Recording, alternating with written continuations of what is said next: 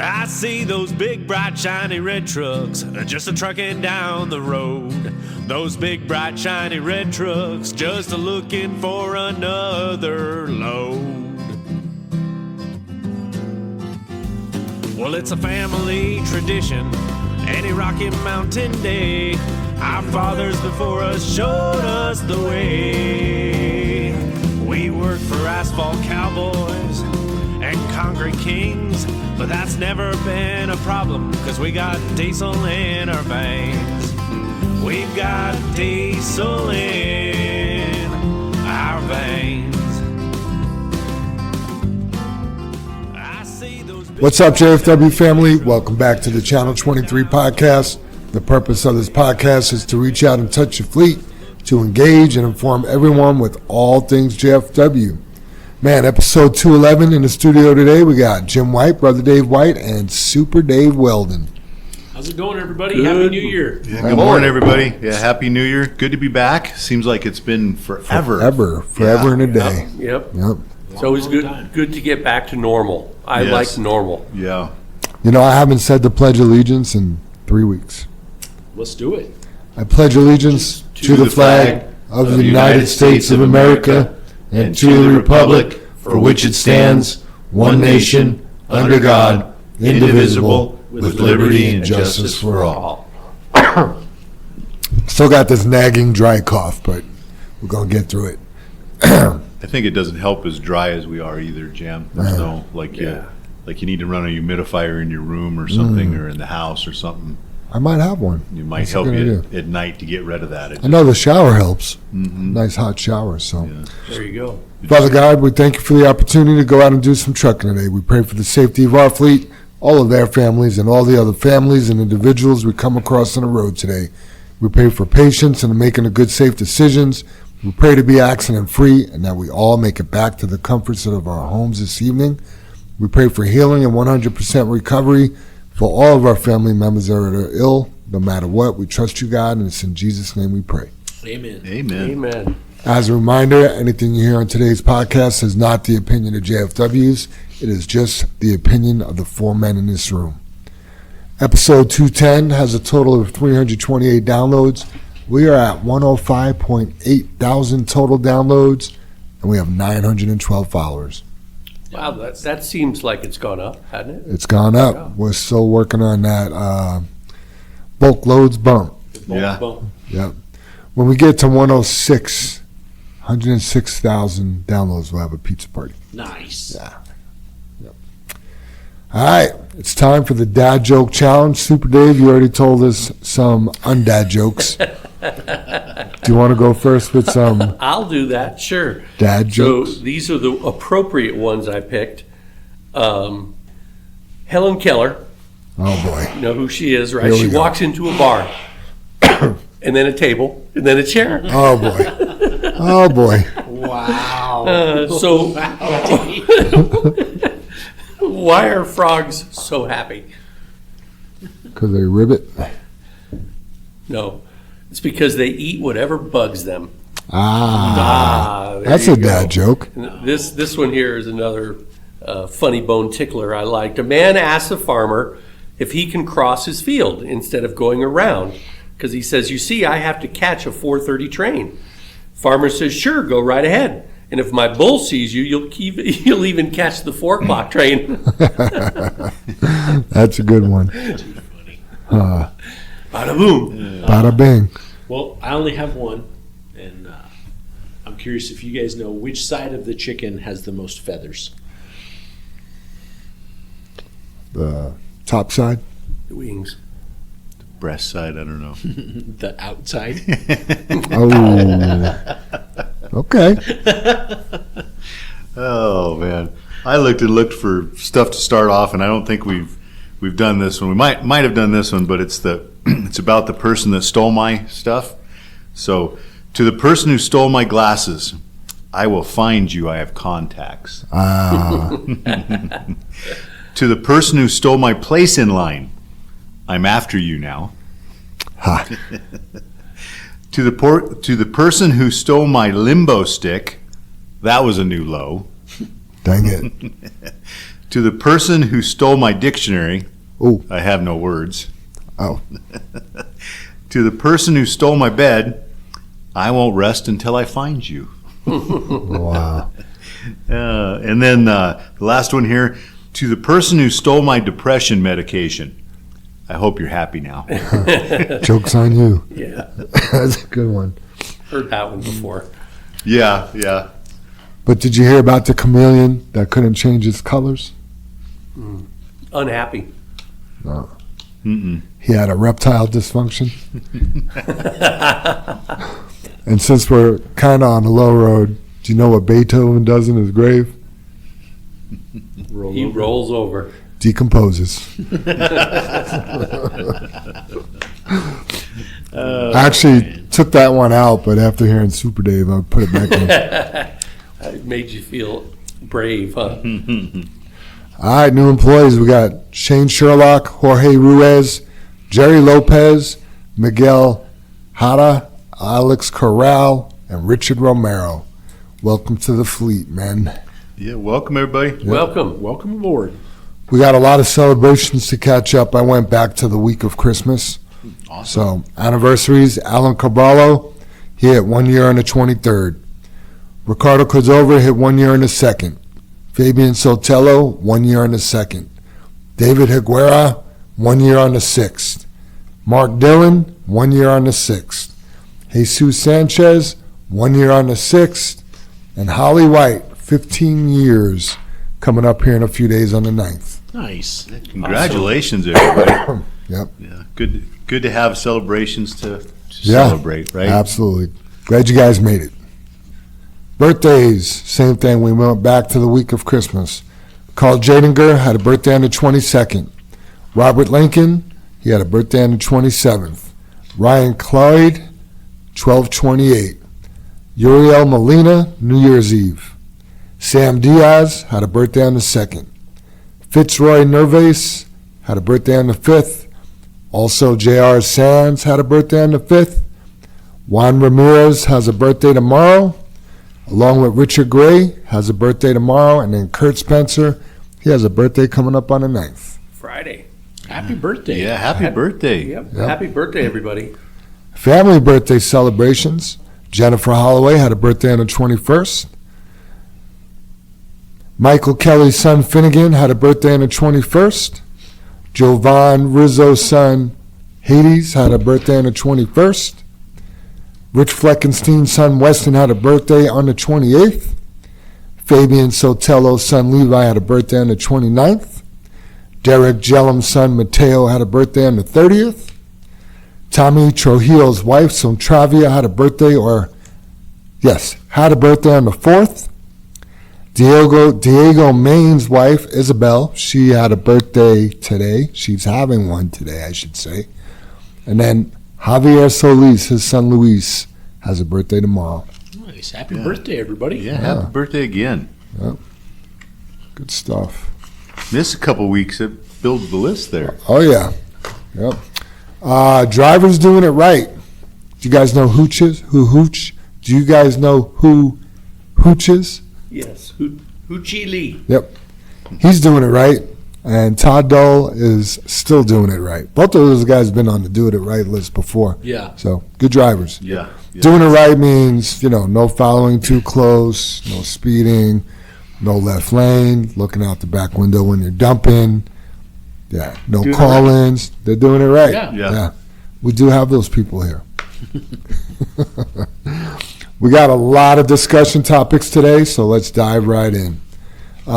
First thing on my list, we are going to continue having in-person meetings with the people who are not engaged and participating in the listening to this podcast and completing our knowledge challenge.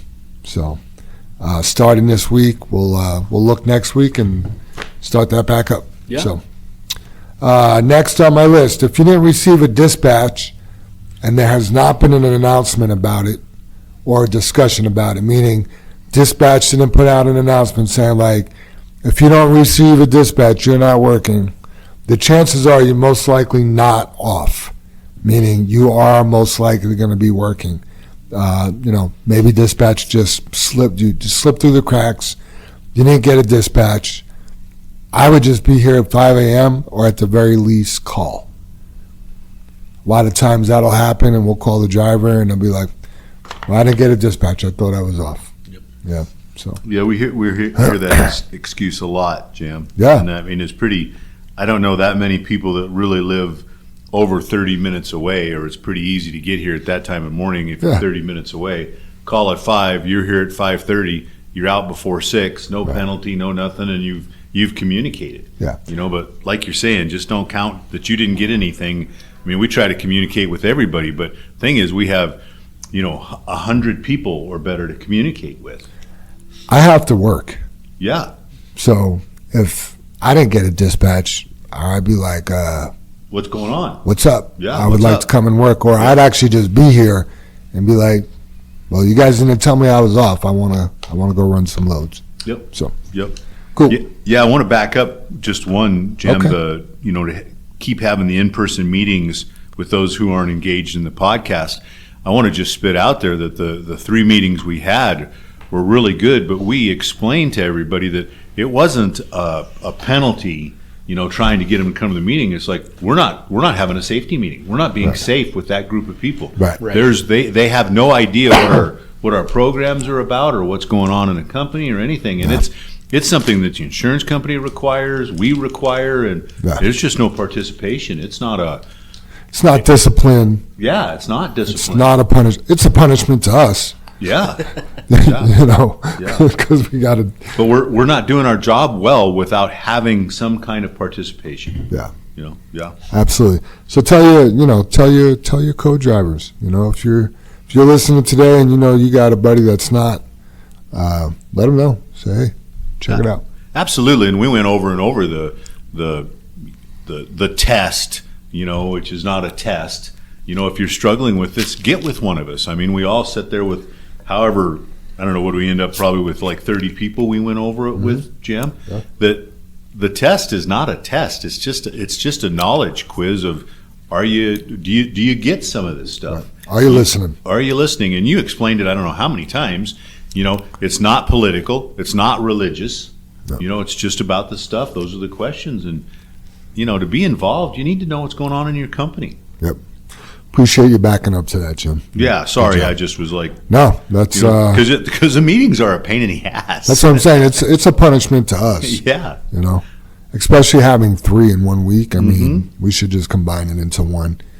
Yeah, yeah. It just we sucks were because just then we trying got. to break it up with the people again and get good communication. I'm smaller group. hoping, and I'll put an announcement out later today on this subject. I'm hoping we have a lot less people, and we only need to have 1 meeting. No people would be great, but I already have a few people picked out. They don't care. So I do just want to clarify, we may make political comments and we may say something religious, but that will never be on the test. right. Yeah, that's what I thought. I made that clear, Yeah. Dave. Yeah, that's Yeah, not. it will. There's never a question about that stuff. Who is Moses?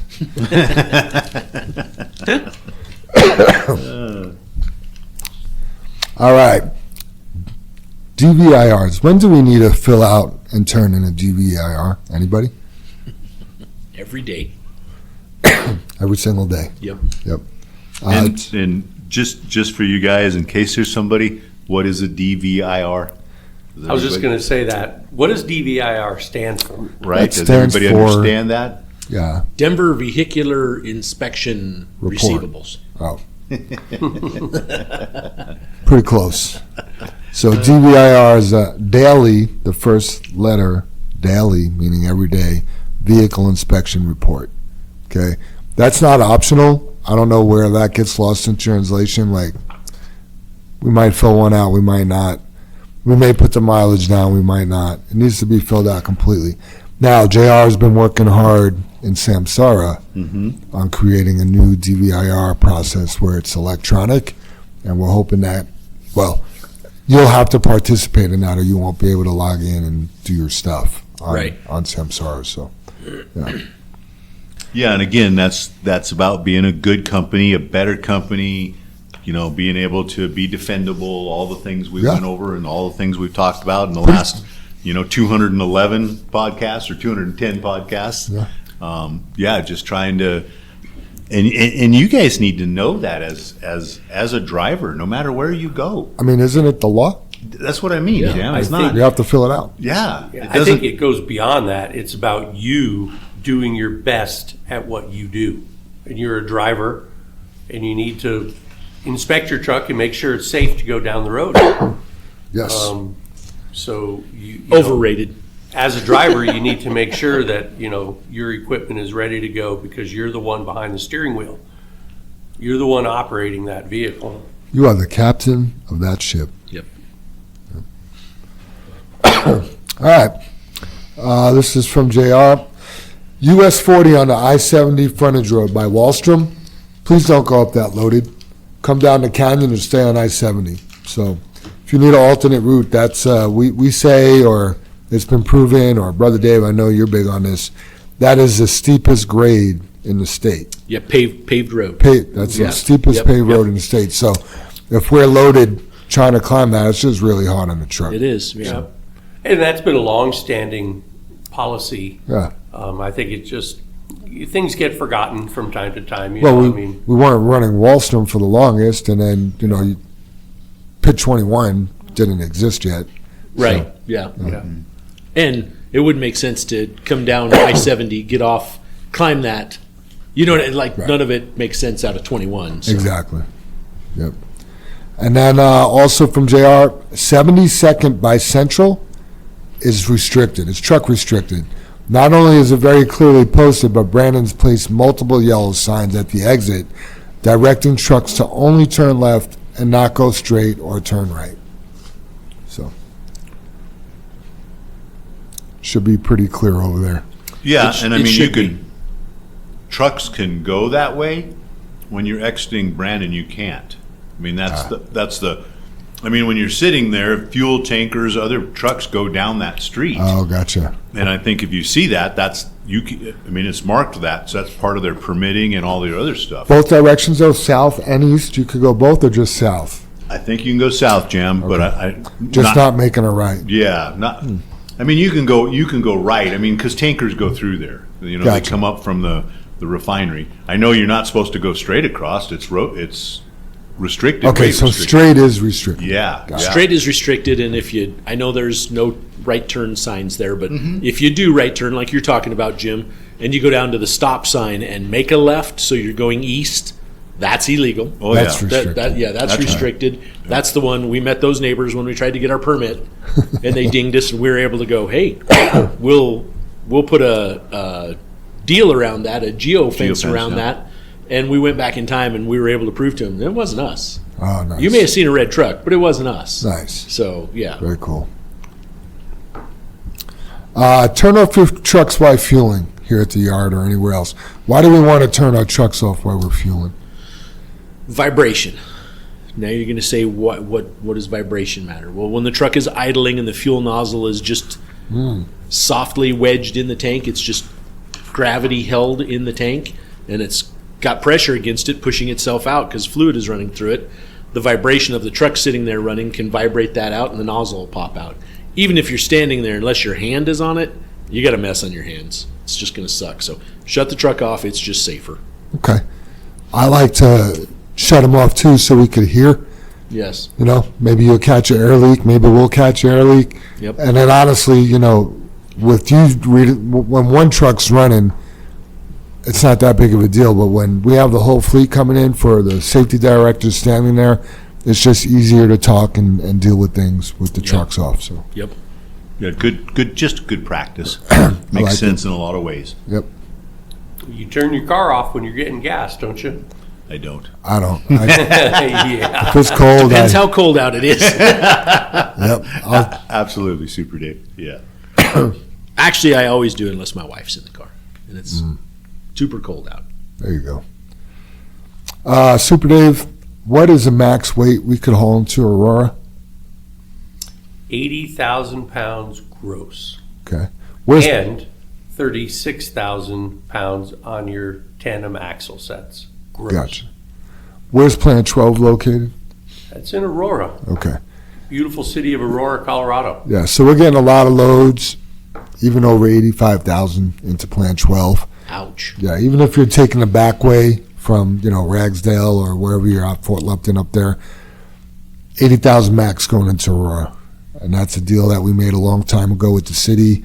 We were getting pulled over a lot for running heavy, almost harassed, but we were also running heavy. So we made a deal like they're not going to pull us over and we're not going to run heavy. So we got to live up to our end of the deal. Yeah, absolutely, Jam. And the whole thing about that, and really, we really push Aurora for the same reasons you just said, because that's the deal we made and they're able to do it. But it's called a home rule.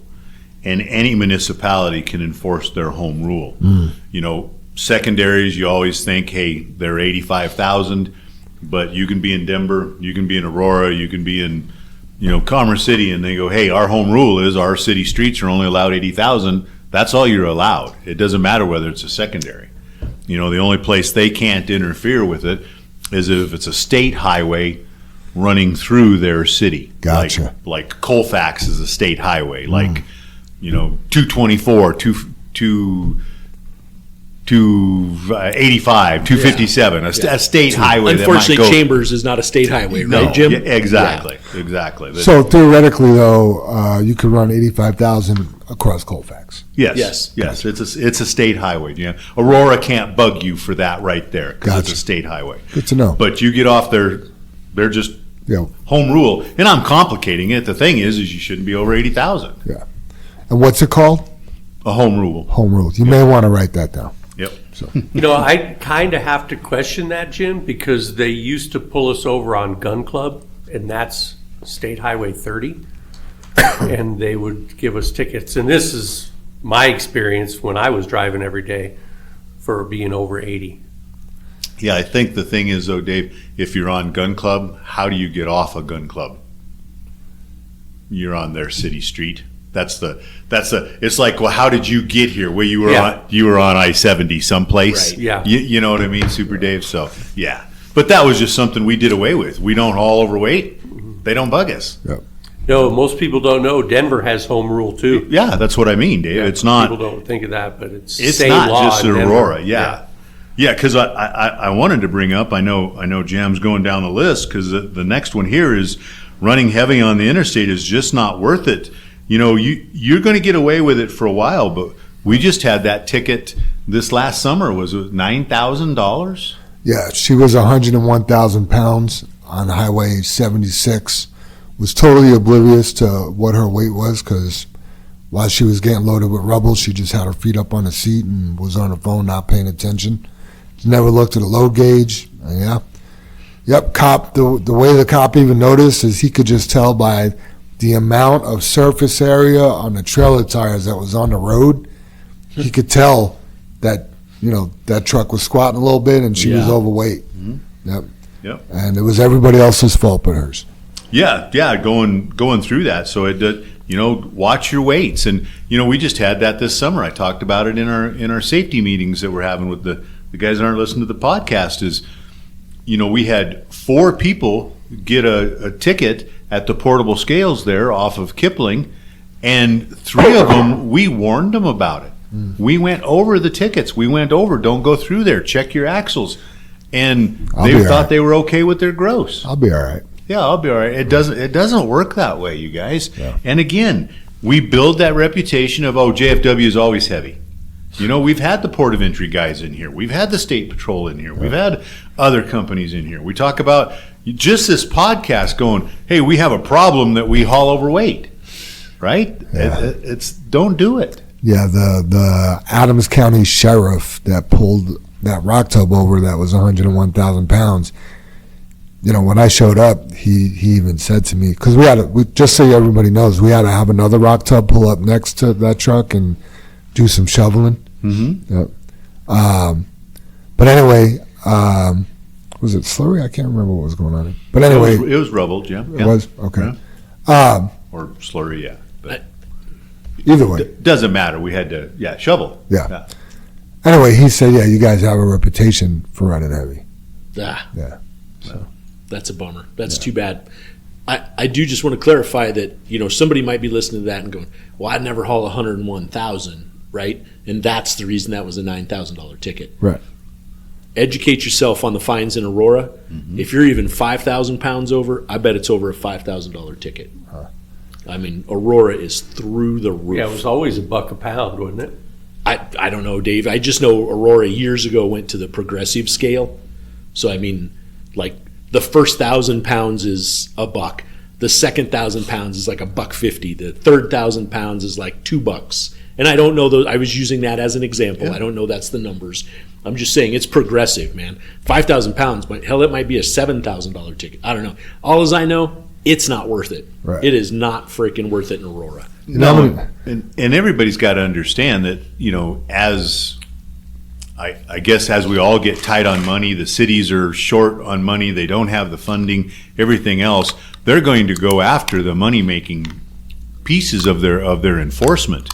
And I mean, every one of those guys that I talk about that got pulled over to the scales at Kipling, once they found they were over, they never inspected the truck. It's not a safety issue. Right, they found It's- what they were looking for. Yeah, it's not trying to protect, you know, you guys, the community, you know, be safe, everything like that. It's just, oh, we made some money here. Here's a ticket for you know, 300, 400, 500,000 bucks. You know, it doesn't matter. I don't care whether your truck's safe or not. Just so you know, we don't pay those $9,000 fines. Nope. Yeah, that's on you. Yep. So, yeah, definitely not worth it. You'd have to, you know, haul a lot of loads to make up for that money. You know, if you even still work here, you might have to do it somewhere else. Yeah, the whole thing. You're you know, we've mentioned it year after year after year, captain of the ship. Mhm. You know. Yep. Next thing we got on the list, this is from JR as well. The importance of the pit list that Super Dave gives you on day one. New drivers should have that with them everywhere they go every day as a source of information in case they forget something that was covered during training. A good example is forgetting where a certain pit or plant is and what CB channel those places communicate on. Ken threw in training, we suggest taking notes on that page in case channels are wrong, the names of the loaders in the scale house. So, yeah, we give you that. I still use it. If I go in trucking, I make sure I got a pit list on me because I'm not half as familiar as what's going on as everybody Right? else. So, Right? you know, I'd rather look it up than call somebody or do something wrong. Yeah. Yeah, it looked like a dumbass in the pit, right?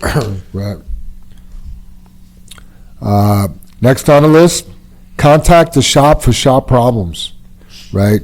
If you call me or JR or the brothers or Super Dave or dispatch with the shop problem, we're just going to direct you to call the shop. They're the ones that make those calls, and they're trained on the best things to do there. So make sure you're contacting them and nobody else. Yeah. Great point. And then here's a good one. Call dispatch if you're waiting. So just so you know, these are all the things that we've been dealing with since Christmas. Mm-hmm. Okay?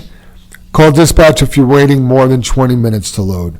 We had 2 trucks sit at our coaster waiting 40 minutes before they called. Why would they do that? Right? If you call dispatch at the 20-minute mark, we can see if we can help you get loaded quicker. Maybe there'll be some downtime where you're getting paid to sit, or we'll move you to another location. But just to have 2 trucks sit there wasting time, I mean, that's your money and our money. If you don't care about your money, please care about our money. Right. yeah. You know, I like to throw in on that too, Jim. A lot of times if you get somewhere, you get it before time passes. Like some guy might just say, well, you need to hang on, and then we need to fix the road, let's say, or something. And you look at it and you're like, wow, you know, that's a big old hole you have to fill in. That's going to take a while. Right. I wouldn't wait 20 minutes to call in. I'd call in right now and say, hey, the road's all torn up and it's going to be a while. There's going to be a problem. Yeah, I have a problem here. So be a little proactive out there. It could benefit everybody involved, you know. And then they might look at it and say, okay, well, we're going to call the contact and send you on your way until they call us and say, okay, you know, send the truck back. And that way, you know, waste 20 minutes, off you go. So be proactive out there. It'll help you.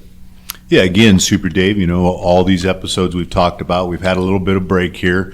We're having the meetings for the people that aren't listening, but, you know, this whole group here that we're talking about is such a key amount of information. You know, hopefully everybody, again, heard, don't wait that time at the pit. Why, you're just wasting your money, wasting our money. There might be a problem. And we've talked about proactive. I mean, that's the key word. I mean, that's like the first time we've used it this year. Let's be proactive. You know, be an That advocate. could be the word for 2026, Right. Be an advocate for yourself, you know. And we're not talking about bitching about things. Just have some communication. Just let people know what's going on. You know, most problems are really easily solved. Yeah. Yeah, that's John Gordon, the author of The Energy Bus. Remember him, right? Oh, yeah. He also does a piece every year about pick your word, and it could be excitement, or it could be humility, or it could be empathy. Well, Abundance. Let's call it proactive. That's Yeah. our word. Yep. Okay. Absolutely. Put a stamp on it. I Yep. like it. There you go. Boom. I know you said we're not bitching, but I'm about to bitch about the next one. And you should. Yeah. And I'm gonna add something to this. So, Oh, yeah. And you yeah, should. and I will. I'm gonna. It's disgusting. Yeah, I just looked down below too, Jam, and I was thinking about that because I know we talked about it years ago, but the one with he had a Marine license plate. Right. You know, we tell that story, but go ahead, buddy. Yeah. Just followed a guy in this morning. Yeah, me and Dave did. I was Yeah. like, Oh, this personal vehicle. Yeah. not one of us. Oh, gotcha. Random. If you're a smoker, a lot of places won't even let you smoke in the truck. JFW lets you smoke in the truck, and honestly, it really sucks for the people that don't smoke. You know, if one of the leaders are going out in a truck, like if we know one's a smoking truck and one's not, unless we're a smoker, we're gonna take the truck because I mean it just stinks, right? Mm-hmm. But that's your business, and we allow it because we want you to be comfortable at work. But your cigarette butts, they need to stay inside the truck. You need to have one of those ashtrays. Maybe you clip it to your window, whatever it is. We don't throw cigarettes outside of the trucks. Okay, that's littering. It's illegal. It's pretty, I'm going to call it ghetto, right? Keep your cigarettes inside the truck. Plus, we don't want to start a fire. Look how dry this state is, boy. right? There's fires all that it start. takes, right? Yep, a lit cigarette will cause a grass fire, and we don't want to be cause of that. It's not a good look for us. And if somebody's following a JFW truck and cigarette butts are flying out the window, it just doesn't look good. So keep your cigarette butts inside the truck. Can I take that one step farther, Jim? I'm about to. Okay, go. Is it about cigarettes or no? Trash. Okay. Yesterday we have a video of a driver throwing a clear plastic, like I'll call it like a Wendy's cup or a 7-Eleven cup, whatever it is. It's a clear plastic cup that you got with a soda in it. And this driver finished his drink. And at first it looked like he was just going to throw his ice out the window, which, okay, whatever. And then the next thing you know, the whole cup goes out. Then the lid with the straw goes out. That struck a nerve with me so much. I just lose respect for anybody who does that. Like littering, throwing your trash out of your vehicle is disgusting. Throwing it out of one of our vehicles, I just got defeated because there was a few things wrong. You know, there was other issues with this driver, and I'm like, okay. And then but then when you watch that one, to me that's a character flaw. I was just going to Yeah, use that that's- word, Jam. that's- That's your character. Yeah, that's not you're following too close, or maybe you touched your phone, or maybe you need more training. When you're throwing your trash out of our truck, I mean, I don't even know what to do with that. Yeah, it's an action, isn't it, you guys, that you just represents everything. Yeah. Yeah, there you go. It represents your character. Yeah. Is what it does. But it doesn't represent our character. Our character is not to do that. Yeah, I just can't even imagine doing that. I don't. Yeah. Have some respect for other people. No, Everywhere we stop has a trash can. that's what I was just going to say. Every Dave. single place you stop has a trash can. I mean, but even so, you could have trash bags. When I was a driver, I had trash bags. Yeah. And not full 32 quart kitchen, but they weren't. You had the Green water 55 leaf gallon bag? trash bag. But Yeah. they weren't the little 1 or 2 gallon bathroom bags either. They were probably like a 5 gallon bag. Yeah. Yeah. And you just throw your trash in there and close it up at the end of the day. And then guess what? We have trash cans here at the fuel aisle. I mean, there's just no reason for that. You don't want it in your truck, so you're going to throw it out on the street. Yeah, just, Yeah, so it's everybody's trash then. yeah. Right. Yeah, know, somebody's it's got to clean that up. Yeah. Or it just looks like goes shit. into a stream, or it goes into, something that Yeah, what never what gets picked up. hurts something right? else, Dave, yeah. BD, you want to take the next one? I do. The IFTA stickers, we had Yeah. somebody do a great job and catch that their IFTA stickers were expired on their truck. Right? 2025. Yeah, exactly. 2026. Which is great. Yep. Just so you know, we have until March 1st to get the stickers put on the trucks. They give us a grace period there, so everyone don't panic. We've got IFTA stickers. And for the first year since COVID, if I'm not overstepping my bounds, Jim, we actually have the stickers. Yeah, I mean, In the years past, post-COVID, the last 5 years, hell, we don't even get the stickers sometimes. Oh, yeah. I think the 1 year it was actually after they expired. I know the 1 year was. It was like It was March so 10th late, before we yeah. got them. Yeah, it was crazy. Yeah, definitely. I know we've. So That was a COVID year. Yeah, I know. Me and Super Dave talked about it when I handed him the bundle. Like, oh, they're here, right? And like shocked. Yeah, They're yeah, here? because that was like a week, 2 weeks ago, Dave. Yeah, it was the week before Christmas, Yeah, and I was yeah. like, "Oh shoot!" Just so everybody knows, that's my task. I gave Kendrick his batch for the other yard, but I can't just wiggle my nose and put 220 stickers on trucks overnight Right, Dave. because there's 2 on every truck. Yeah. and then I have to put the new permit in your permit book in the cab. Some books are in the glove box, some books are in the pocket behind the seat, and it takes me a few minutes to find every little permit book. So bear with me, guys. It takes a while. Yeah, and I was going to give you kudos for doing it too, Dave. And then, just going to joke. Usually, you're trying to put them on and find a warm day too. I do. And we're I fighting do. the What a cold. difference, This peeling- year, Yeah. we haven't had a cold day yet. Yeah, until So- we got the stickers. right till we Yeah. got the stickers. Yeah, so. perfect time to do it is this weekend, and it's going to be cold. Yeah. Actually, they're talking 50s now on Saturday, Dave. Are they? Are they really Yeah. warming back up already? I bet it's huh? afternoon, though. Probably, but Yeah. still, it's better than 20s. Yeah. I've been out there in my coveralls and snow before. Yeah, with the torch and all that Yeah. kind of stuff, huh? Yep. Super. Yeah. Yep. I've got a few things to keep adding to that list, too, Jim. Great. JR just sent a reminder for I-70 up and down the Floyd and Genesee Hill. State Patrol is beginning to enforce a lot more. I guess they've already got one person pulled over this morning. So trucks cannot be in that left lane on I-70 going up Floyd Hill or Genesee, either direction. So you can't be in those left lanes, you guys. I mean, this is where I laugh and get frustrated at the same time because of the flashing 10x5 billboard, that has the speed limit. Truckers don't be fooled. That we got to stay out of the left lane through those areas. Those are the areas. But again, to start the year off, here's the meeting explaining that. If Yeah. you listen to that, I mean, like Jim, one of the questions should Yep. put in there, which lane do you need to be in? Yes. And hopefully he puts left lane. That's the lane you need to be in. Yep. It's not, you guys. I got to throw this out there too. I bet you a lot of people listen and say, geez, I know already. We've talked about it before. Right? But we have to keep repeating because there's new ears. There's new ears for people that don't know that.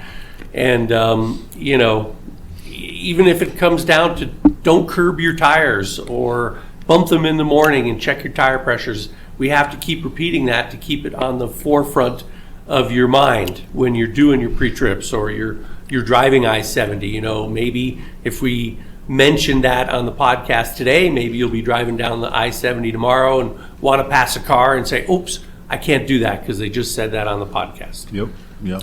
And I think some things you get where you think it's okay, like, oh, that was an old law, or oh, that was because there was construction there, or different stuff like that. And then you get in that bad habit when even if you've been doing it for a long time, here's your reminder: Right. Can't be in that lane. Agreed. And then something else I want to go over: ABS lights on the trailers and self-inflation lights on the trailers. And I know we talk about this, you guys, and I apologize. We ask for it to be written up. You have to write that up every day. I'm sorry that's inconvenient. I'm sorry that's a pain in the ass. I just strongly encourage you to talk to the mechanic when you write it up and write it up. Have a conversation with them. Those self-inflation lights, every driver we ask on the radio, and everyone listening to this is going to hear me say, how long is that light on? Oh, it goes off by the time I get to the pit. You guys, it shouldn't be on. We have a problem. We have to work through. We can't just snap our fingers and fix it. If it's not a tire, it can go out to a wheel end. We have some, a lot higher mileage on these trailers now. If we could figure out which one it is, just immediately, we would do it and we would repair it. But we are counting on you to write that up every day. I just heard a veteran come in last night. He was complaining about it, that I've had a light on for 3 months and he hasn't written it up. He wrote it up 3 months ago and once or twice, and he's like, yeah, they're not fixing it. The shop just they don't want to fix it. That's bullshit. They want to fix it. All right? They need to fix it. We have to have it fixed. So I just want to be clear, that ABS yellow light on your trailer that's above your marker light, that you should have a red one on the left rear of the trailer, and then if you have a yellow one on either in front of it, just in front of it, or just above it, that says ABS on the side of the trailer, that should not be on. Okay? We need to get that repaired. Whether you're aware of that or not, and all the new trucks say it right on the dash, trailer ABS. You don't need to look at the trailer. True. It's right on the dash. It says trailer ABS. That shouldn't be on, right? We've got a problem, and I'm afraid so many people, and we've heard it doing this for 40 years. So many people go, well, it's been like that since I got the truck. It's been like that since I got the truck. I don't give a shit. It's broken. It needs fixed. Write it up every day. Cover yourself. That's the purpose of the DVIR, and talk to a mechanic, right? You need to send an email and you need to put it on there. We need to know. And I'm afraid we've got so many ABS lights that are on the trailers, the shop doesn't even know they're on because the drivers just don't write them up anymore. I mean, every morning, Jim, we probably see at least, a dozen or more go out. And it's not an out of service. It's not like we can't run the trailer, but it needs to be fixed. Mm-hmm. And just to give you guys an update, again, we don't snap our fingers and just fix things sometimes around here. We have 3 different ABS systems. All 3 of them, when I talked to the shop, all 3 of them, some of the trailers we're waiting on to repair, all the parts are on back order, which just isn't that common anymore since, COVID's, I hate to even talk about COVID. I mean, it's more of a reminder than a discussion about COVID, but there for a while, we just couldn't get parts, right? There was such a shortage. National back order, right? It just, no one was producing. Factories closed. Parts unavailable, stuff like that. Couldn't get toilet paper. Yeah, now we're not knowing why it's on back order. We don't have that one figured out, but COVID hangover. It is, yeah. Yeah. So anyway, please, those self-inflation lights, the ones that are flashing, that are white, they shouldn't be. They shouldn't be. When you drive out of the yard, by the time you get to, if you're out of yard 23, by the time you get to 52nd, if that light's on, something's wrong. When you leave here, by the time you get to the curb and that light's on, something's wrong. Something is broken in that system, and it's telling you it needs fixed. So please write it up daily. Talk to the mechanic when you write it up, or send the email and talk to the mechanic. Something is wrong. It's not always a tire. It could be a wheel end. Just to replace that component on the wheel end, the hub where that goes through, those are like $412. Wow. We're not just going to throw 4 of them on because we don't know which one. And I'm sorry, when you guys leave in the morning and it's 30 degrees or 25 degrees, it's going to leak more than when you come in at night and it's 60 degrees and that wheel end is, 100 degrees. Yeah. It's going to be sealed. So the shop, again, we can't just snap our fingers, find it, and repair it. It's a process. And trust me, they get as frustrated as you do, but they want to fix it.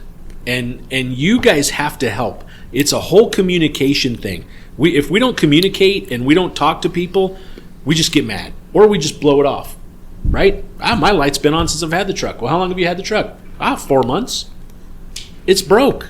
It's telling you, I'm broken, help me. That's what it's an SOS is what it is. That equipment's begging for help. So please help us, help you make the repair. Talk, communicate, let's get them fixed. They need to be fixed. Love it. All right, guys. Anything else for the discussion items before we call our driver for a JFW mini interview? Take that as a big fat no.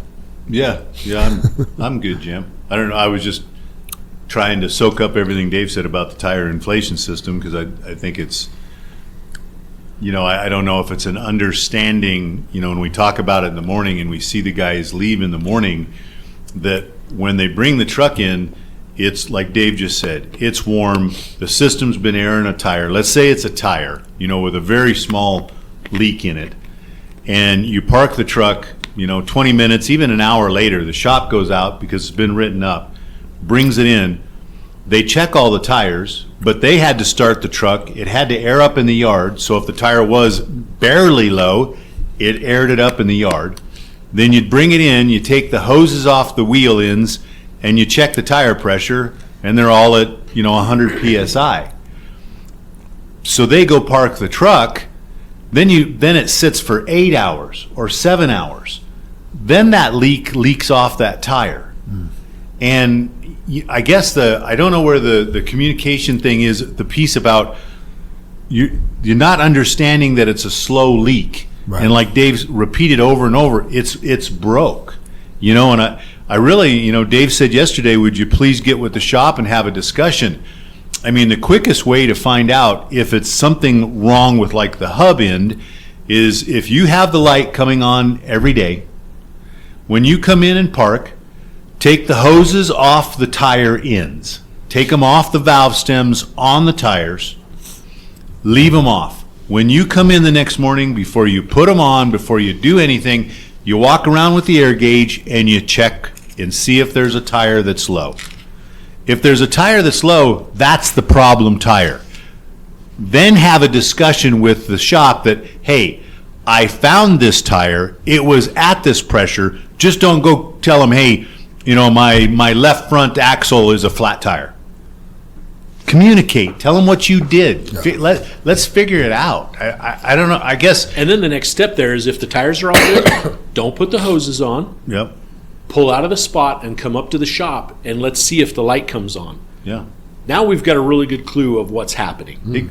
I guess it's solvable, Dave. Oh, 100%. Not Jim. Just, it goes out over here. It goes out over here. I get, we understand that. But something's broken. But have some knowledge. Yeah, something's broken. Yeah. Where's the air go? Yeah, where does the air go, Jim? Right. That's the thing. Where is it going? I think it's just become normalized. Yeah. Where it's like, oh, my oil inflation's light, it'll go off eventually. And then all those things you talked about happen, scientifically as far as expansion and heat and all that stuff. But it's just become normalized. But we talk about it on the radio, Jim. Every person that we see drive out with it on. Every single person. You saw yesterday the driver already knew. Like he was pulling up. He was driving past us and he stopped to be like, hey, Right? Yeah, I know you guys are about to say something. Yeah. So. But that's also nice to call somebody and check and go, yep, I'm working with the shop. Yep, I pulled the hoses off. Yep, we found the left front low. Or, yep, I pulled them off. There wasn't one tire that was low. Yep. That's great. Solving the problem. Yep. Yeah, sorry, I don't know. I know Dave harped on it, but it just seems like an easier problem to be fixed. And then the other thing, too, is that system is actually doing its job. Right. I mean, what the system probably has saved us and is doing is amazing. Because like we said, if it's still on and you get to the pitch, you can't load. Yeah, usually they're off and it's aired the tire. The big picture is we don't want that to be normalized because if you're just used to that light being on and then you actually have a flat, if one of your rear axles are actually flat, when you go to dump, you could tip over. Mm-hmm. So there's a reason we have that system with those super singles is it's dangerous if you have a flat tire. Yeah. Yeah, it is truly the old story about the person who cried wolf. That truck's crying wolf every day, and then pretty soon you just don't pay attention. You just don't believe it. Oh, yeah, that light's always on. It was like that when I got in the truck too. Yep. So. Yeah. All right, we're gonna try to give Lisa Pena a call. Perfect. And see what she has to say here today. Lucky Lisa.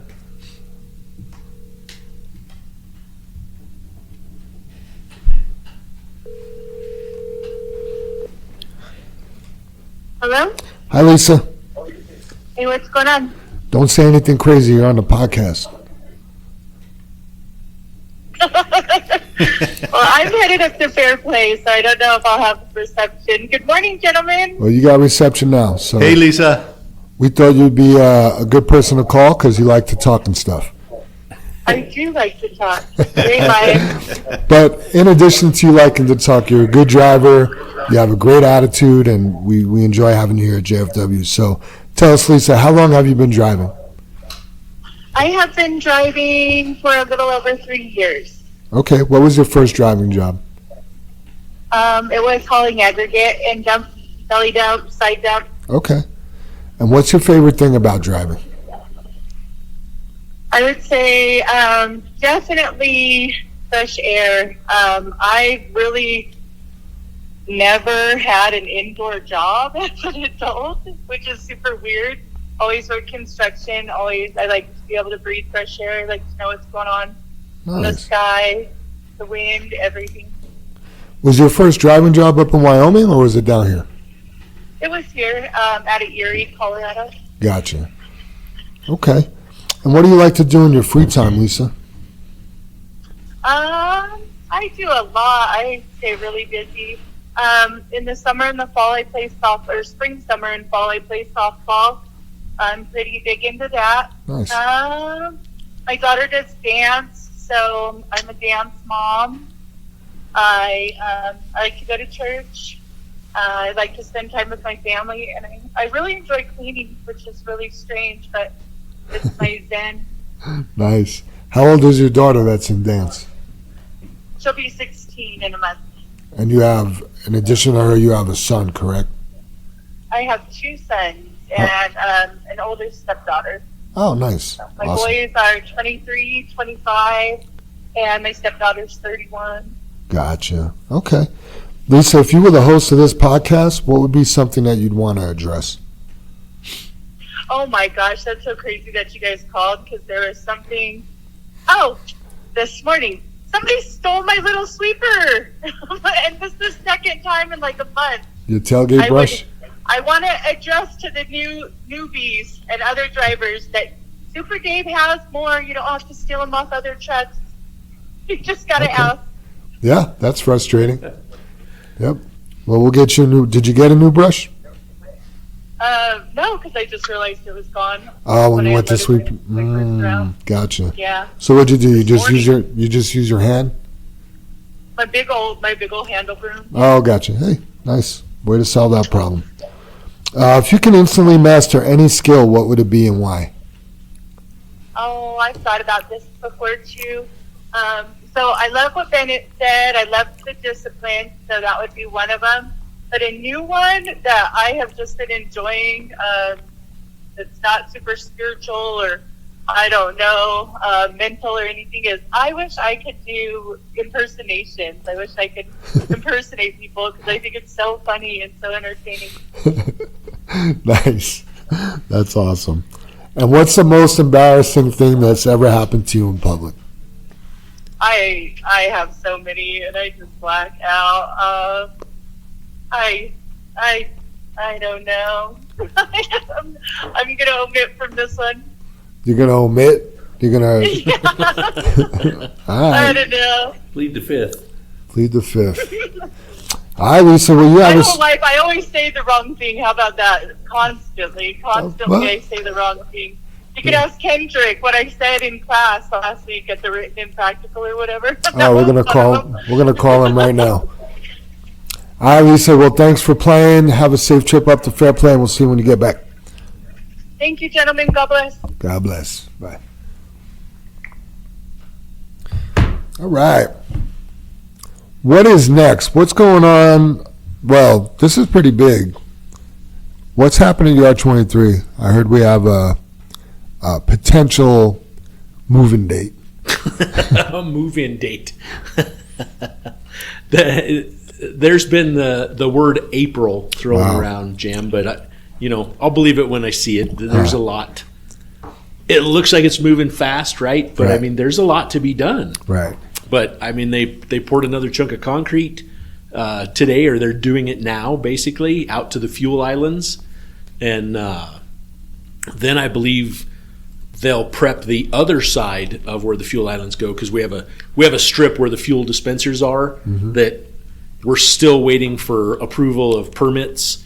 That the fire department signed off, Commerce City signed off, the state signed off, all that stuff. So I mean, it just sucks. We're in the middle of that. It is painfully troubling of what it takes to get a permit. Wow. For anything around here. I mean, it's just almost worth like doing it and begging for forgiveness if you get caught. You know what I mean? It just sucks so bad.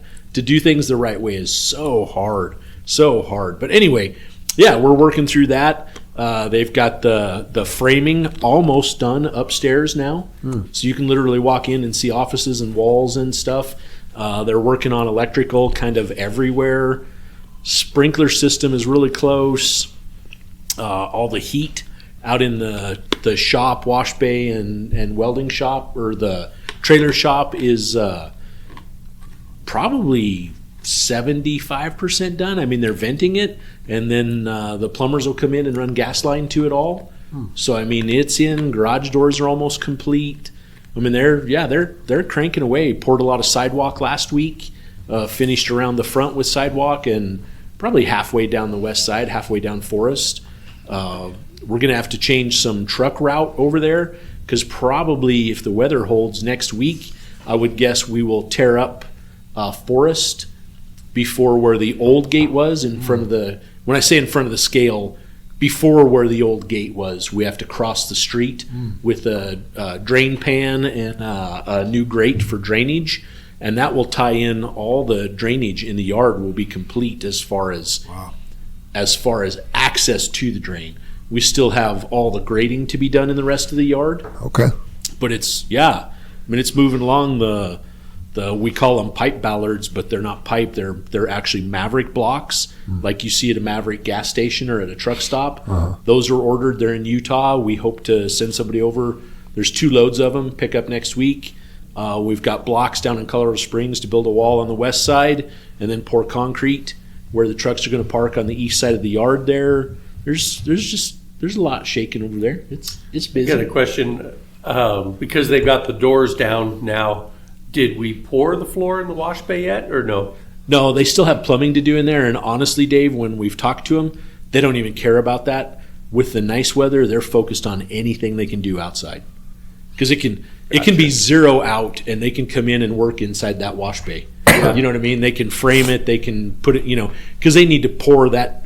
Not only pour the floor, which is contoured, so there's going to be a lot of work in that just to get the floor contoured to the drains, but they've got to put the drains in, connect the drains to the tank outside. So a lot of work to be done in there, but that's kind of like the last thing on their mind. Sure. Yeah, because they can do it. It could be snowing, raining, whatever. That's what they're excited about is, oh yeah, we'll finish that when we can't work outside. Yeah, but it doesn't snow here anymore. Oh, okay, maybe it will. Yeah, till tomorrow. Right? Yeah. They are all plumbed though, Super Dave, because the tank is in, the oil sand separator tank is. They poured the driveways out of those bays. Yep, seen that. Yep. The piping is into that bay. Like Dave said, it is a lot of work to get it finished inside, but it's a couple day thing. Yeah. You know what I mean? To really knock it out, and they're because of all the prep work they've done. It is a lot of work they've done. Yeah, they were pouring. They poured footers for the fuel tanks to sit on, and I think in addition to the flat work today, they'll pour the. I'm going to call it foundation, because we actually have to have a foundation for the fuel tanks to sit on.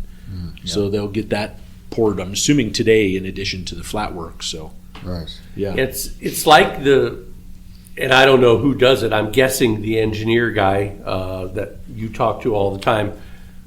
They organize all that. Okay, let's take care of this and this and this over the next day and a half or 2 days, and then follow up with this. Could you imagine that on a highway project like I-70? Right, Dave? Yeah. The project manager, I mean, Dan and Drew over there, they've done, for not working with somebody, and you try to get to know that person and things like that, and their attitude and I don't know. You try to you're taking that chance to get going. I guess I don't know. I'm not really saying what I'm wanting to say. Since we've never worked with them before, we didn't know what we were getting. Yeah, and you try to learn that up front, right, yeah. Dave? And knock on wood, I mean, we've said it 5 times or a dozen times already.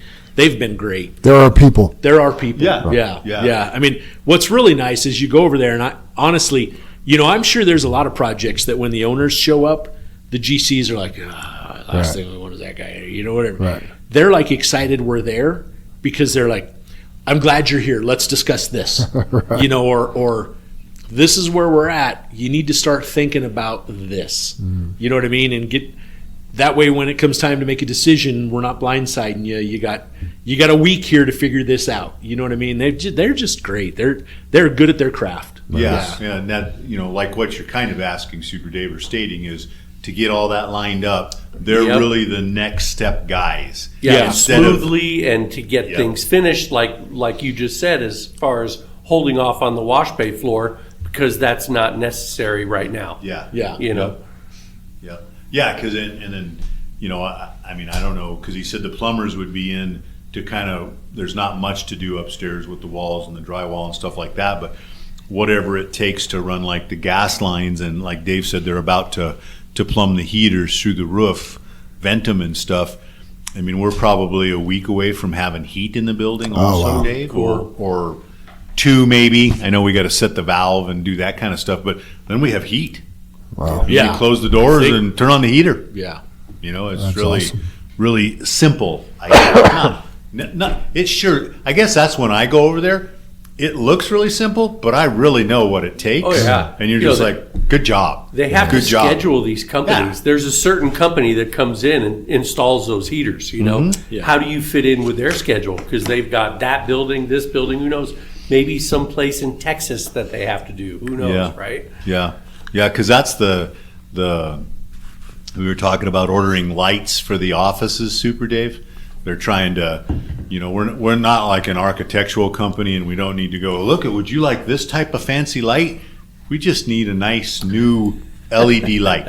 It doesn't need to be a $500 light, but we don't want a $20 light that burns out in a year. Right. Yeah. We want it where it's got 100,000 hours on it, or like the electrician was trying to explain to us that, it's usually not with the new LED lights. The bulb itself or the LED part of it does not burn out. It's the drivers now that communicate. It's the computer piece. Yeah, the chip. The computer that communicates. And he said they're all, because Dave's like, oh, what do you do? Change the bulb? And he's like, no, because that's not the problem. But he did say they're all serviceable. But it's not like me and Dave going up and going, oh, put a new fluorescent bulb in it. That's serviceable to me and Dave. Right. Yeah. Not going, we have to change what? We won't have the boxes of the 10-foot fluorescent bulbs yeah. in the back room anymore, huh? Super. And we all know how amazing a fluorescent, or not a fluorescent, I'm sorry, an LED light is. Does the guy's asking, do you want 2 or you want 4 in here?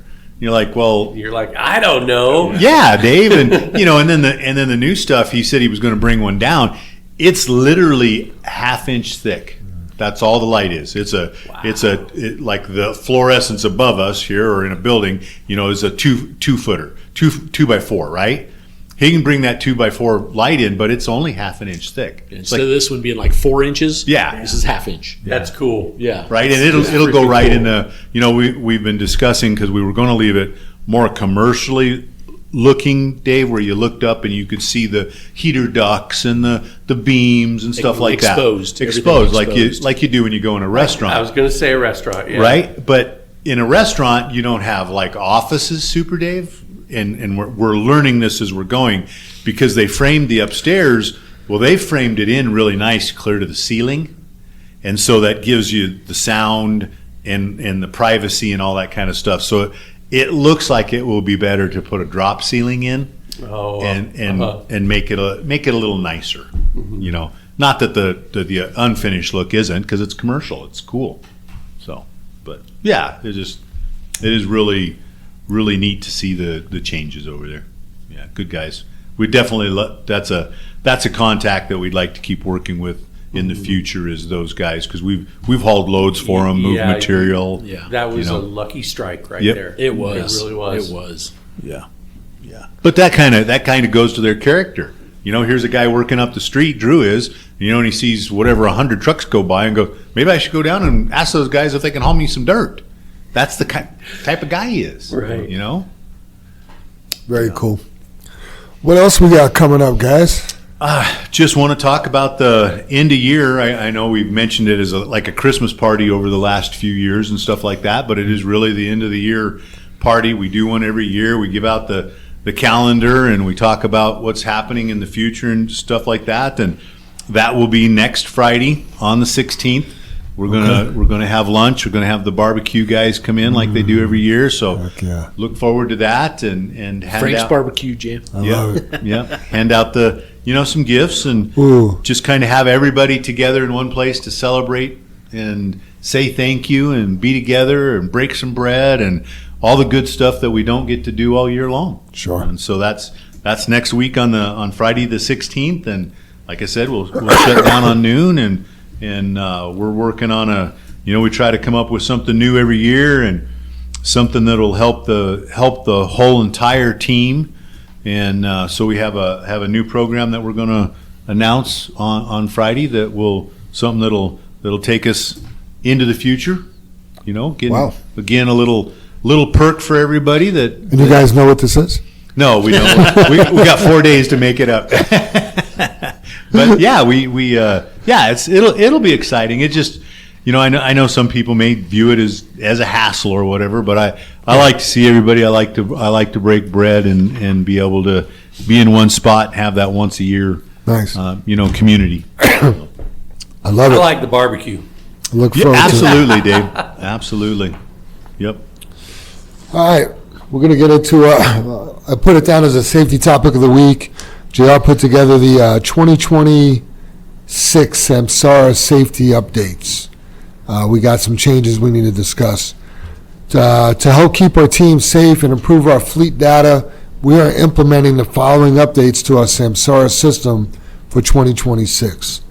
Number one, following distance. I've been waiting for this one since we got Samsara. Following distance alerts are now weighted more heavily on your safety score. We encourage everyone to maintain a safe gap to ensure plenty of reaction time, preferably 3 to 4 seconds at 45 miles an hour and more at faster speeds. Yeah, we asked for a 4-second following distance. Right now, Samsara throws an alert if you are less than 1.5 seconds away from more than 30 seconds. The thing is, it dings you. It's only weighted at like 0.1 or 0.2 of a point. They're going to be weighted at 0.5 now, a half a point. So before, you could have basically 10 safety alerts or following distance alerts and only cost you 1 point. Now 2 alerts will cost you a point. So it's just to make that more urgent, a little bit more sense of urgency to use proper following distance. The next one, speeding updates. We had light speeding. Okay. Light speeding is 5 miles an hour over, and moderate is 6 to 10 miles an hour over. Speeding, they're now weighted equally. We've enabled light speeding tracking to get a more accurate picture of our fleet's performance. Here's a note. Speeds of 1 to 4 mile an hour over the speed limit still have no impact on your score. Okay, so 1 to 4 mile an hour over is still free, basically. Safety bonuses, positive driving pays off. Events reviewed and marked as defensive driving and recognized by your coach will now add points to your safety score. So let's say somebody truly cut you off and brake checked you and you had a harsh brake. Instead of that being counted against you on your safety score, we can mark that as defensive driving and you will be given points instead of having points taken away. In-cab audio messaging. So this is a new customizable audio message that's activated. While we can't adjust the volume, please report any distorted or broken dash cam speakers for replacement.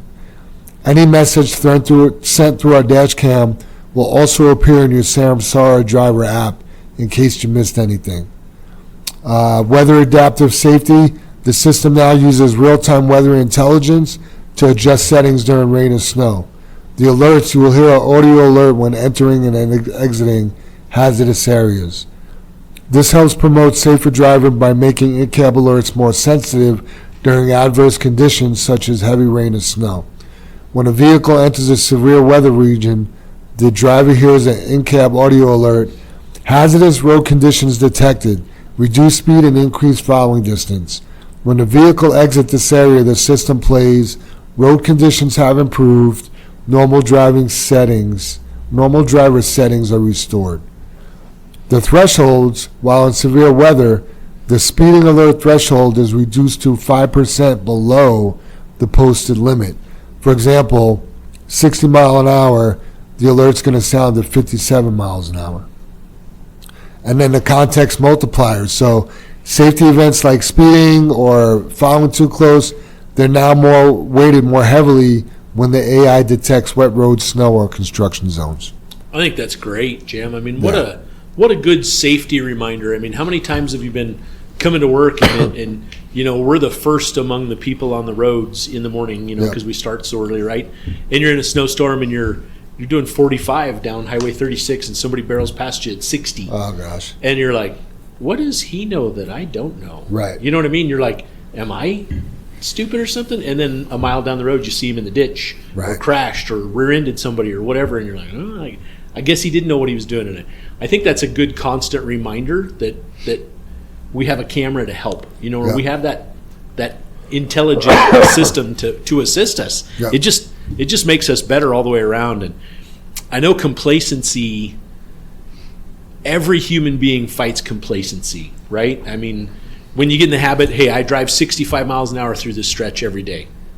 You know, speed limit's 65, I'm not doing anything wrong. Well, it's raining or it's snowing and you're still doing 65. Right. You know what I mean? That's a problem. Right. So, I think it's great. I'm excited about it. Samsara just continues to improve and improve and improve. Right. It's one of the best programs we've been involved in. Oh, Yeah. We just haven't really found a negative with it yet. Just to touch on following distance, I know that kind of sounds like, again, discipline and punishment. Again, it's not the point. The point is to help you and to help JFW. Right. We have habitual offenders, I guess you could say, in the following distance, where, you know, they're getting 5 alerts a day. You're following too close, and we send it, and then we coach them, and, you know, it's like, yeah. But their scores are still bonusing very well. So we feel like this is going to help us, you know, kind of curb the following distance a little bit. But again, it's not to punish, it's to improve. Yeah, I still want it, you know, and someday it will happen, Jam. It may not be, hopefully it won't be tomorrow, but we'll have an accident or we'll be sued or, you know, the driver will be sued or in a situation. And how great where they'll be able to speak up and go, no, here's my safety score. Right. This is what I constantly do. Here's my following distances. Yep. I can show you, you know, all the miles I've logged, and this is where it's at, where you can stand up and cheer for yourself in front of a jury, in front of the prosecuting counsel or anything like that. That no, this is what I do. This is how good I am. Yeah. You know, and that's the same thing to your family members, to your wife, to your significant other, to your kids. You know, we have all the fact. No, this is how I drive. This is my safety score. Right. I mean, that gives you something to. There's your soapbox. Stand on it. You know, preach it from the highest mountaintop. Yeah. You know, what an achievement. And I don't think some of the guys look at it like that. You're not the asshole driving like everybody else is that you get passed by on Highway 85. We all see them. You know, we all hear the trash truck brakes. We all hear you know, why are you driving like that? You know, and once in a while you get that guy that, you know, beats you to the next light. He makes it green or a stale yellow, and you have to sit there. Otherwise, we've all been with the guy that races from light to light to light, and you're right there with him. Yep. Right. Not doing a damn bit different. Nope. But when you know you're doing a good job, it just, I mean, man, it's a badge of honor, and you should be proud of it. Wouldn't you want to teach your kids to drive that way? So you know that your kids are going to be safe out there on the road? Absolutely, Dave. I mean, you know, it depends on what their age is, but as they get close to their driving ages, you could bring up the metrics on your phone and show everybody, this is what I'm held to. You know, this is what I expect. this is how safe your dad is or your mom is or whatever. This is what we expect you to drive like when you're out on the roads. You know? Yeah, it's good stuff. Awesome. I mean, we've been too many places. I think I talked about it a couple weeks ago that, we just went over and had breakfast where that girl rear-ended our truck. No seatbelt, texting, didn't see that we were stopped at the intersection and was killed. And the whole time I went to breakfast there right by Ted's Montana Grill, I'm thinking, yep, I know this spot. Yeah, that sucks. And that's the memory of this area here.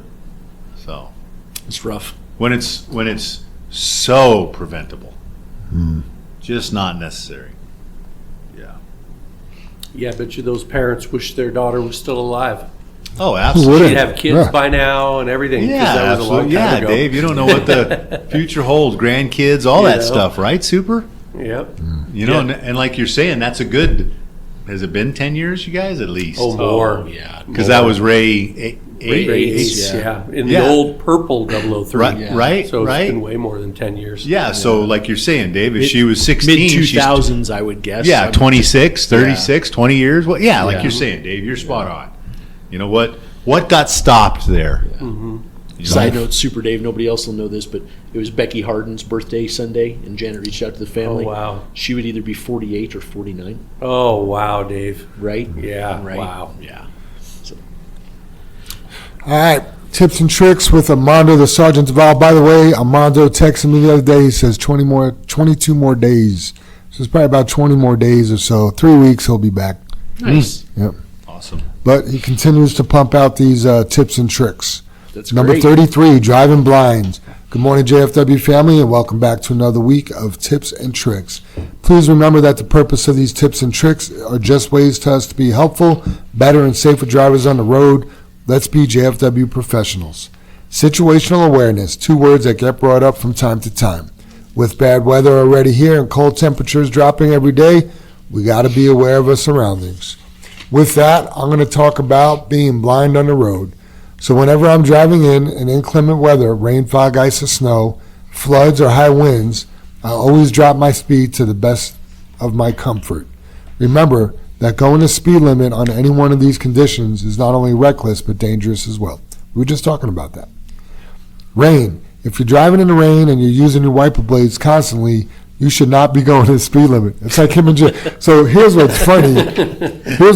Is Mondo sent this to me weeks ago thinking we were going to have a podcast. Sure, And yeah. man, Yeah. So it comes out now and JR just gave us, all this stuff about what we're talking about Yeah. yesterday. So drop it down to your comfort and try to stay in your lane.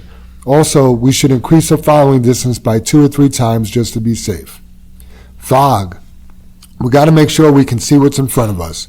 If we're driving through heavy fog, drive slow where you can make a complete stop if you see that the car in front of you is approaching.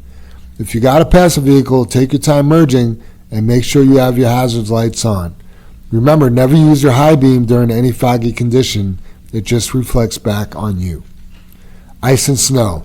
Slow down, he yells. We should always just take it slow and steady. You're also going to be using your wiper blades a lot, so make sure you top off your washer fluid and have extra in your truck. Floods. Even with it snowing, we can still get some floods. I'm sure everyone knows already, but these trucks can and will hydroplane. A lot of times, these are caused by speeding, merging lanes, and taking turns too fast. High winds. This one is my scariest, and that's because when I was in my first year of driving and a rookie, I actually got rolled over due to high winds. I was only about maybe 40 to 50,000 pounds gross weight, and I was headed to Reno, Nevada.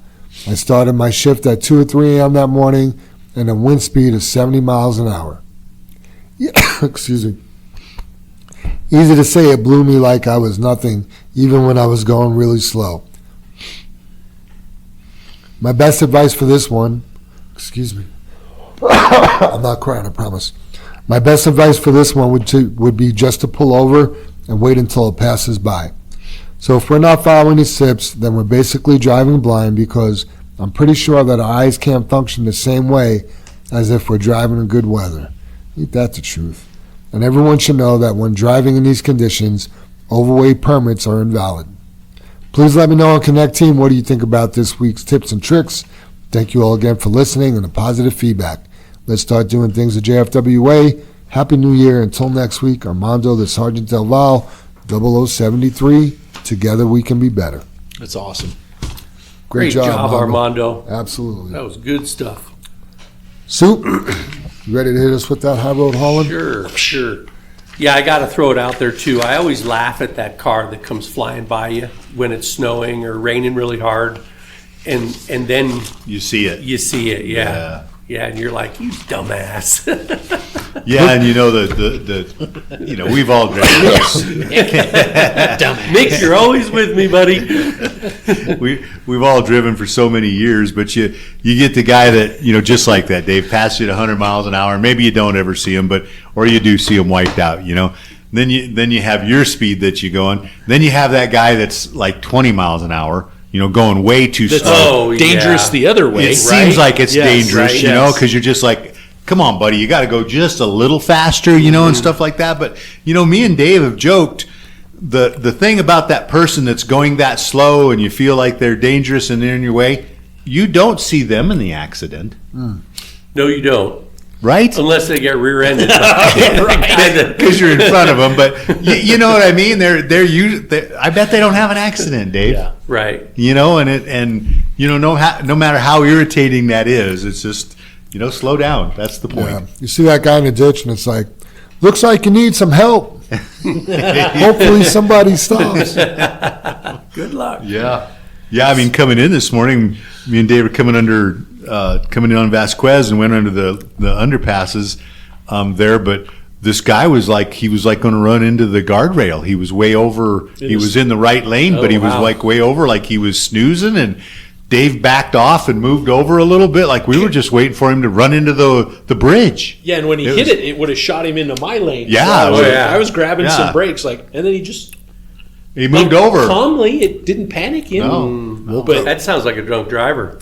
He wasn't weaving or anything, Dave. He was just over there. It made, when you said that, Jam, it made me think because we would have had to have stopped. I mean, it would have been an emergency jam. And I think he'd have pinballed into us.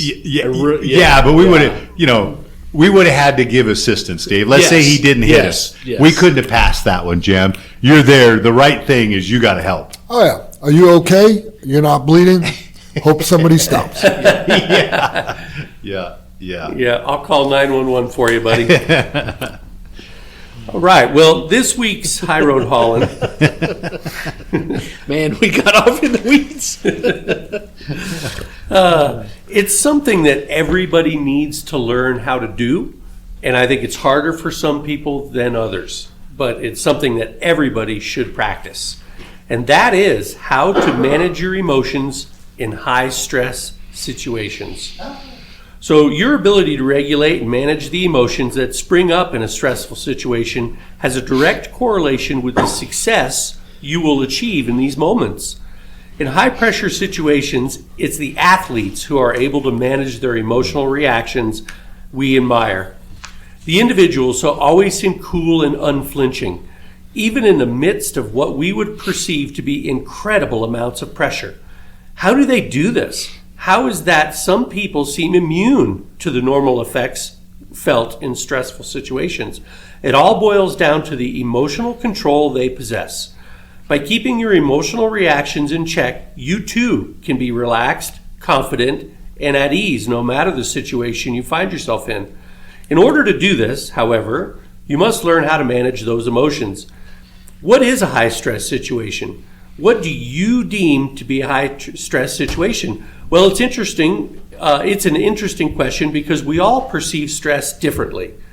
What may feel stressful to me could be a walk in the park for you, and vice versa.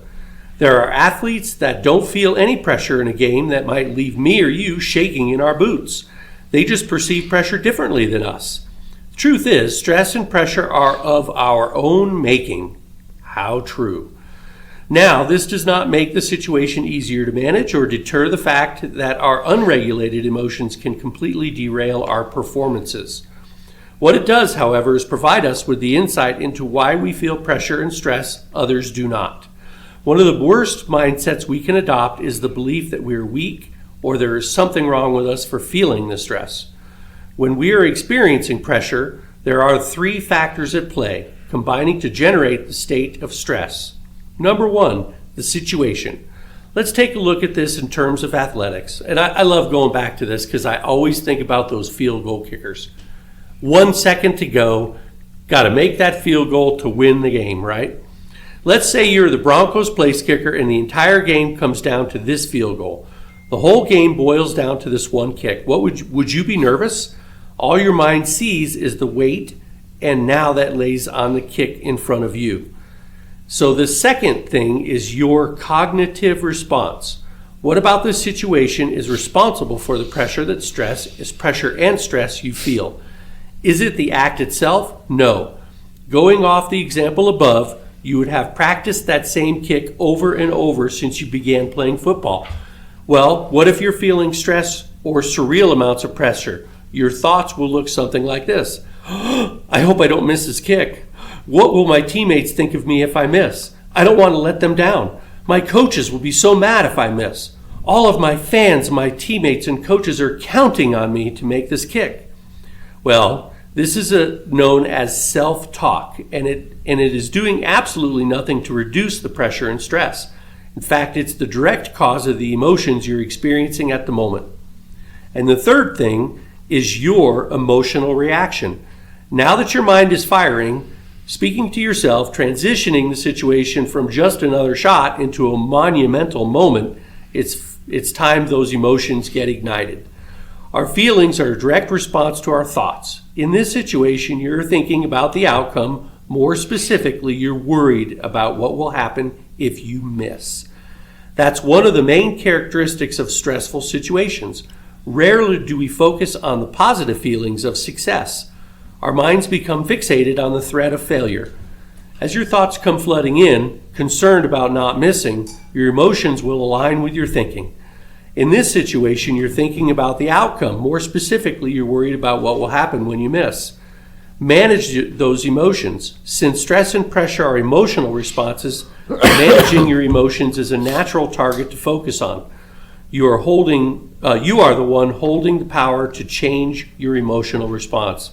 First, you must build your mental control.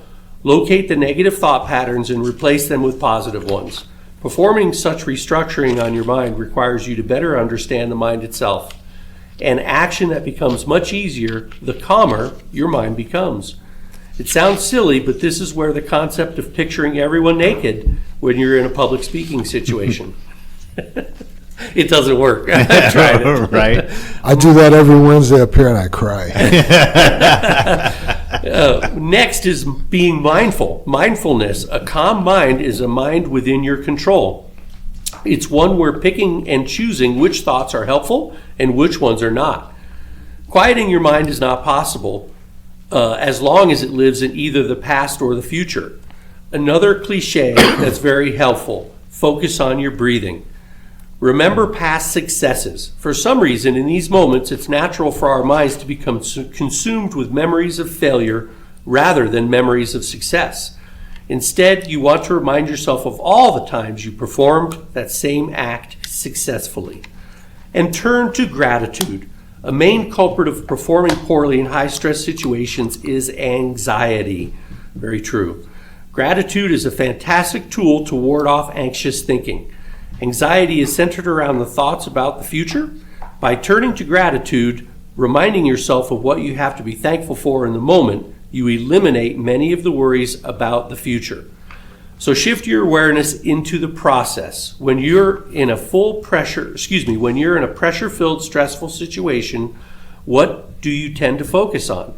I would say 99% of us are focused on the one thing only, the outcome.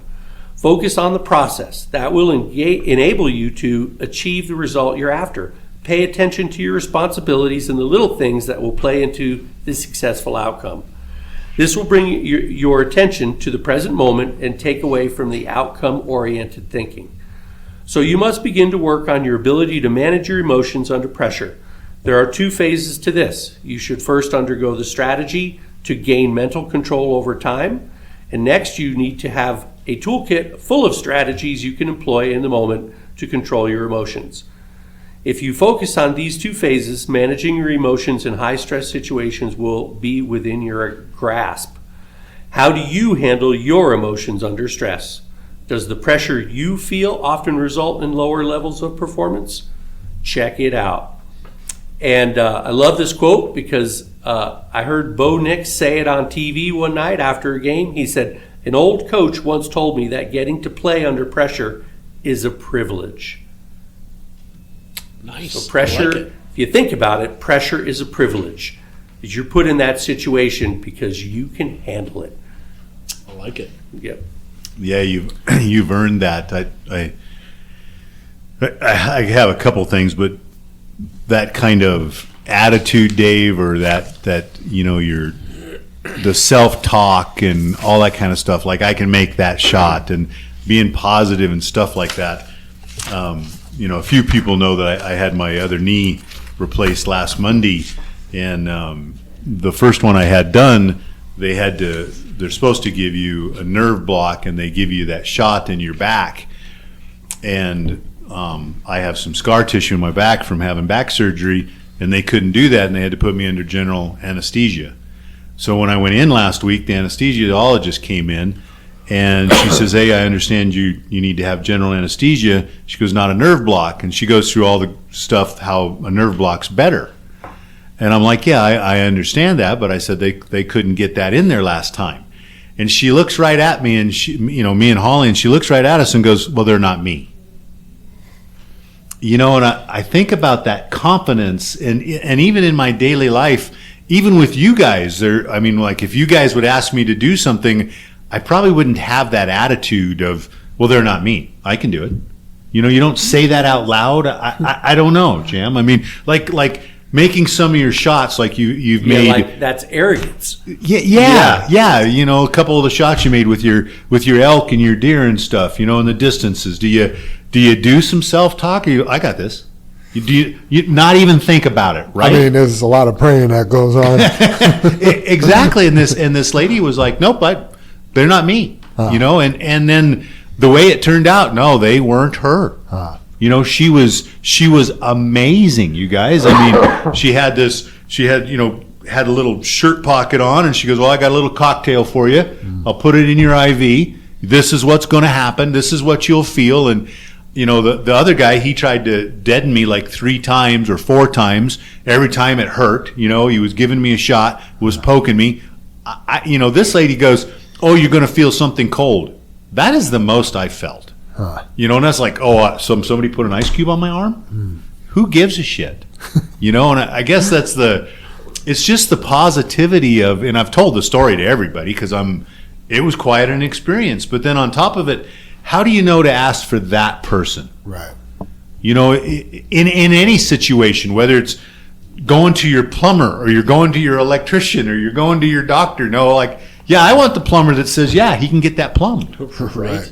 Or have your heater replaced. I don't know, Dave, that's such a, I love the. Or I could deliver that load right there. Right there. Yeah, I can do that.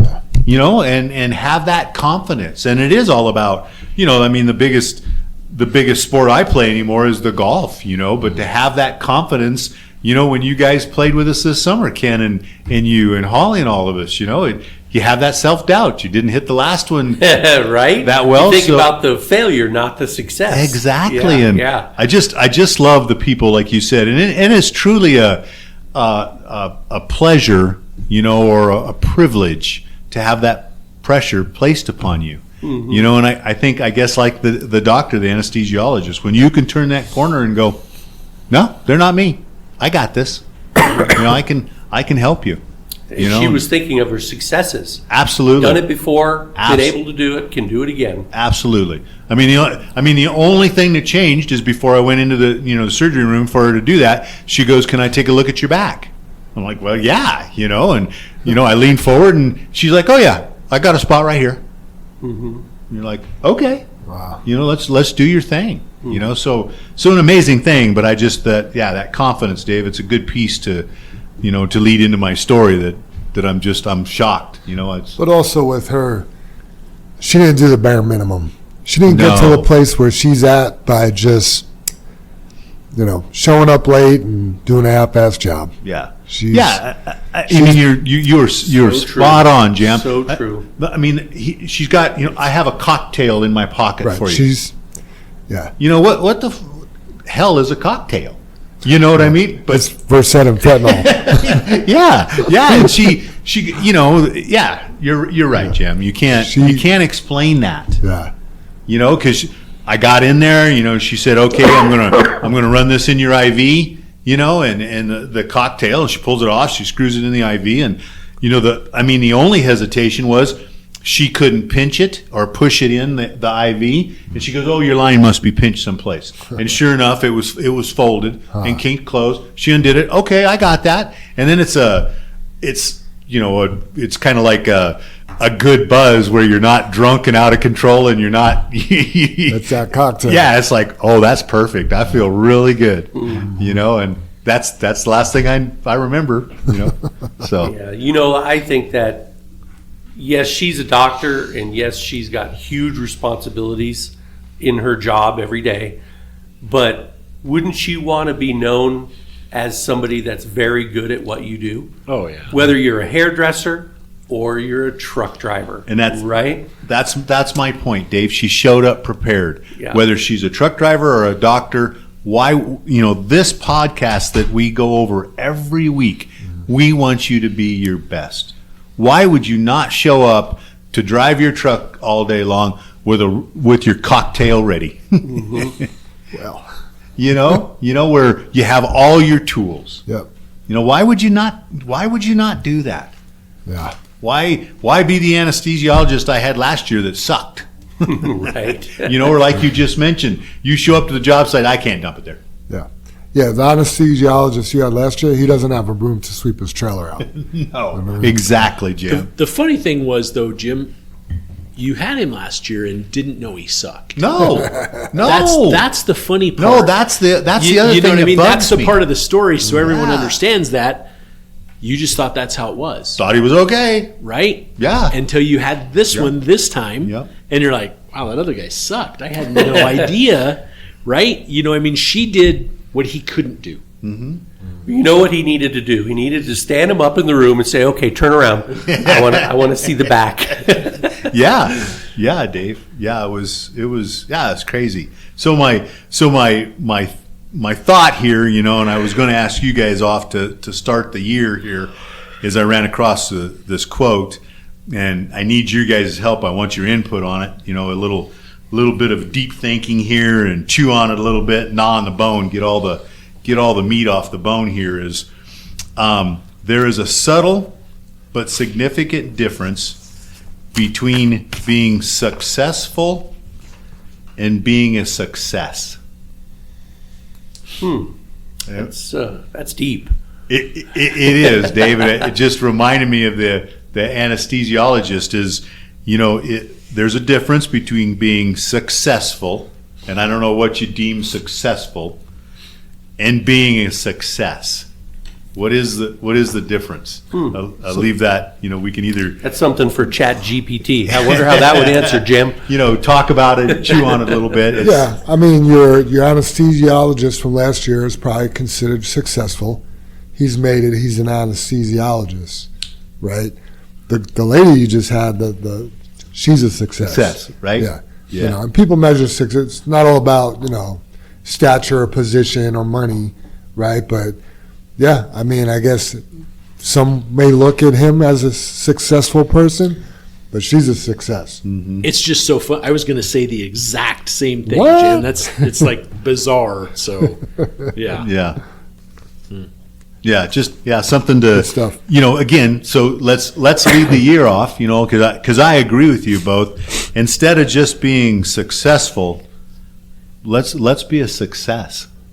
Let's take the steps, not just to be. Because you guys would probably agree we're successful, but are we a success?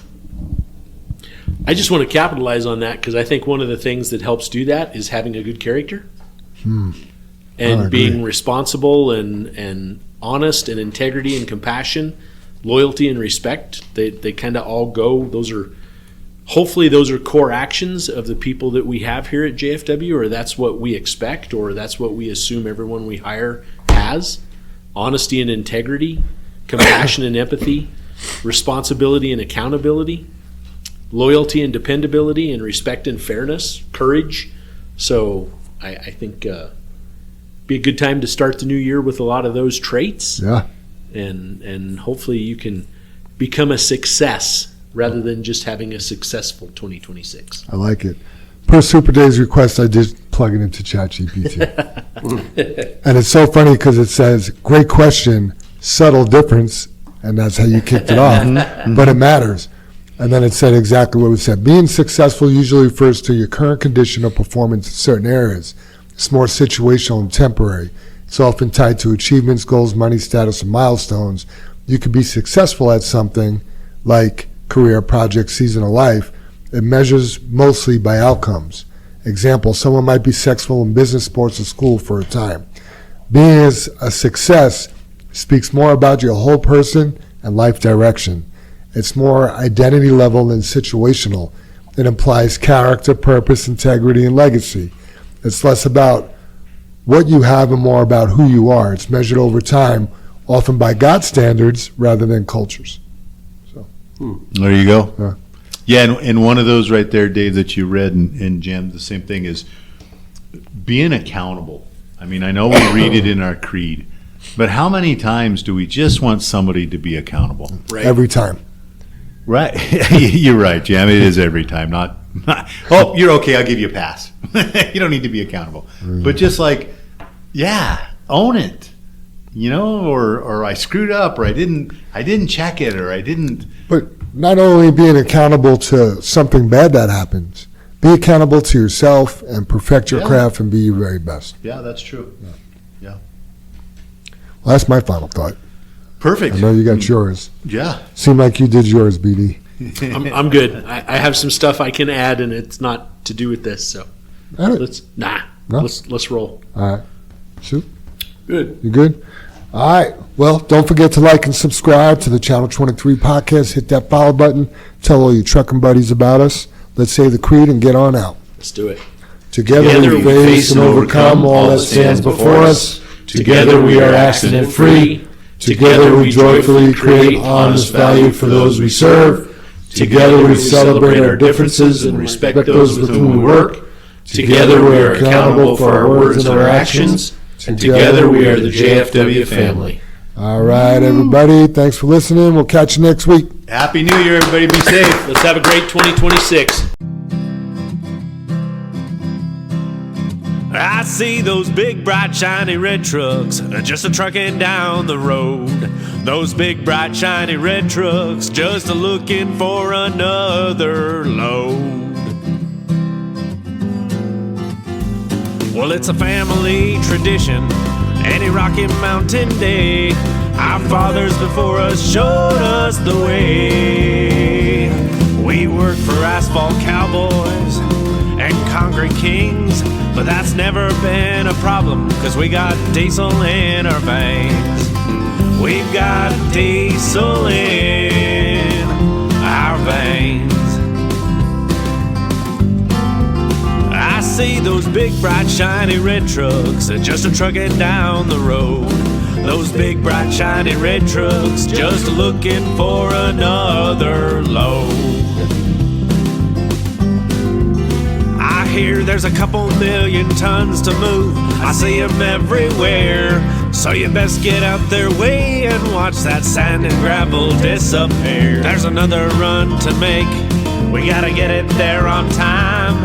And we got what it takes to lay it all out on the line. We'll lay it all out on the line.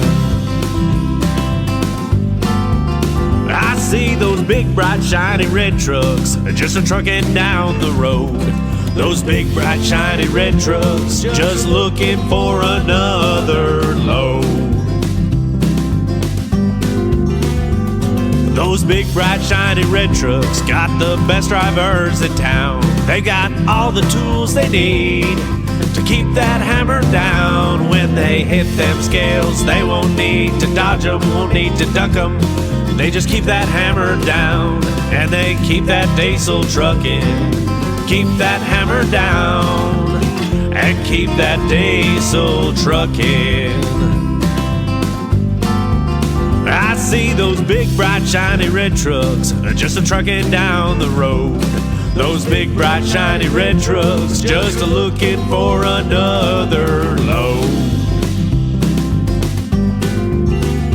They just keep them doors a-closed, keep them butts in their seats, 'cause those customers are calling, and those red trucks can't be beat. They've gotta put the hammer down and pick up another load. Get it off the ground, keep them eyes open and on the road. Keep them eyes open on the road. I see those big, bright, shiny red trucks just a-trucking down the road. Those big, bright, shiny red trucks just looking for another load. Breaker 23, anybody got a copy on that Channel 23 podcast? Welcome, and thanks for listening.